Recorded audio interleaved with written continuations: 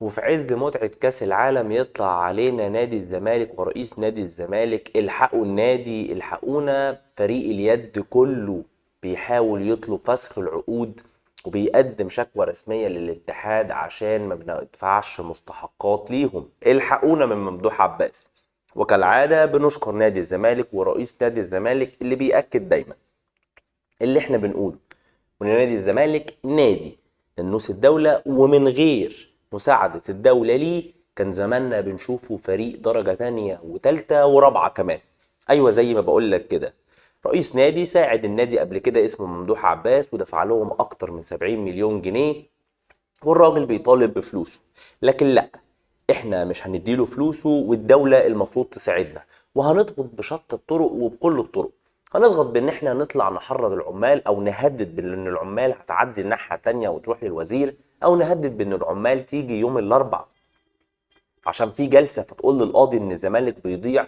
هنهدد بان احنا نطلع نصطنع قصة ان كل لعيبة اليد بما فيهم احمد الاحمر النجم التاريخي للزمالك ان هو كمان عايز يفسخ عقده عشان ما بياخدش مستحقاته في تمثيليه يصنعها مجلس اداره نادي الزمالك للضغط على الدوله والاستغفال جماهيره. زي ما بنقول كده بين قوسين، قصه استغفال جماهير.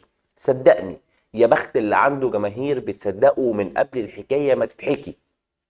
نفس الجماهير اللي صدقت ان في خزنة النادي 200 مليون جنيه، وان احنا عندنا 500 مليون جنيه، وان احنا نقدر نجيب اللعيب اللي انتوا عايزينه حتى لو عايزين لعيب من ريال مدريد. هي نفس الجماهير اللي صدقت ان في عمال ما بتقبضش، وان فجأة كل شهر احنا اللي بنتصرف وبنقبضهم. هي نفس الجماهير اللي صدقت ان محجوز على فلوس النادي، وان النادي ما فيهوش ولا جنيه بسبب ممدوح عباس. بالرغم ان في لعيبه في كره القدم خدت مقدمات عقود، وفي لعيبه خدت مستحقات، كذلك العمال بتقبض. ولكن احنا بنصدق اللي بيتقال لنا من غير ما نشغل دماغنا ومن غير ما نفكر. طالما اتقال لنا ان هنا هو ده اللي بيخرب النادي، يبقى هو ده اللي بيخرب النادي. بالرغم ان احنا لو شغلنا دماغنا وفكرنا، طب ما احنا كان بيتقال ان في فلوس، الفلوس دي راحت فين؟ طب ما هو ممدوح عباس طلع محاميه وقال واكد انه اصلا ان الحساب اللي اتحجز عليه ده حساب واحد بس، وكل اللي فيه ما يكملش 1000 جنيه. ايه المفاجأة والاغرب؟ ان كل اللي عند ممدوح عباس هو كل اللي ليه عند الزمالك حوالي 70 مليون جنيه. فهو لو حاجز هيحجز في حدود الرقم ده. طب فين ال 200 مليون؟ وفين ال 500 مليون؟ وفين كل الارقام اللي هي المفروض عند الزمالك؟ فلو كل الارقام دي عند الزمالك، ممدوح عباس مش هيحجز على كل الارقام دي ولا على كل الحسابات دي. وفي حسابات بالمصري وحسابات بالدولار وحسابات وحسابات وحسابات. فهو لو هو حاجز هيحجز في حدود وقيمة المبلغ بتاعه. لكن طبعا زي ما قلنا، يا بخت اللي عنده جمهور بيصدق الحكاية من قبل ما تتحكي.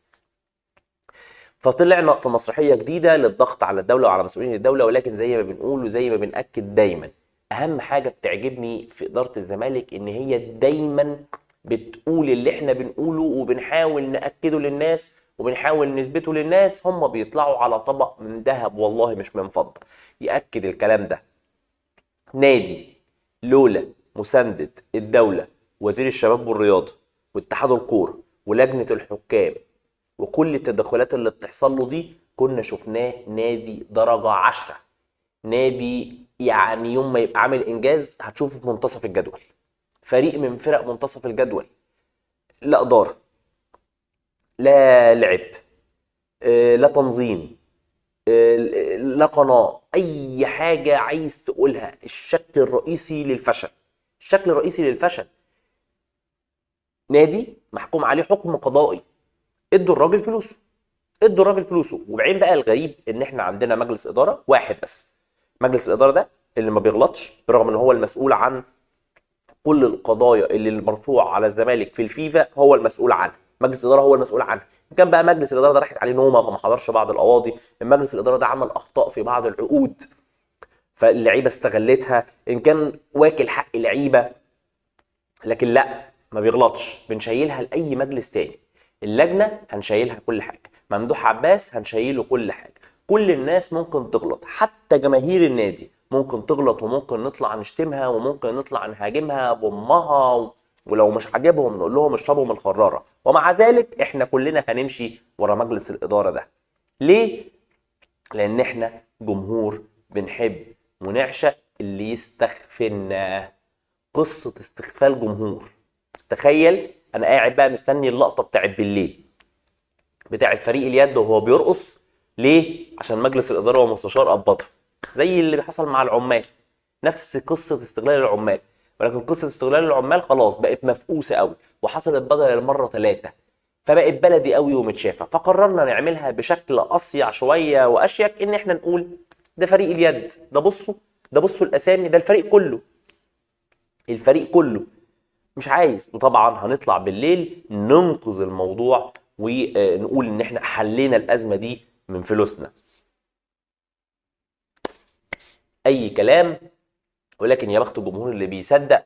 وزي ما بقول انا، بس يعني كان عندي تصريحين مهمين. كابتن طارق يحيى بيقول ان جمهور الزمالك جمهور، يعني احنا عندنا جمهور يتعدى 60 مليون في جميع انحاء المعموره وبره انحاء المعموره. فانا بس عايز اسال، هو الزمالك كمان ابتدى يعد جمهوره اللي موجود في الفضاء؟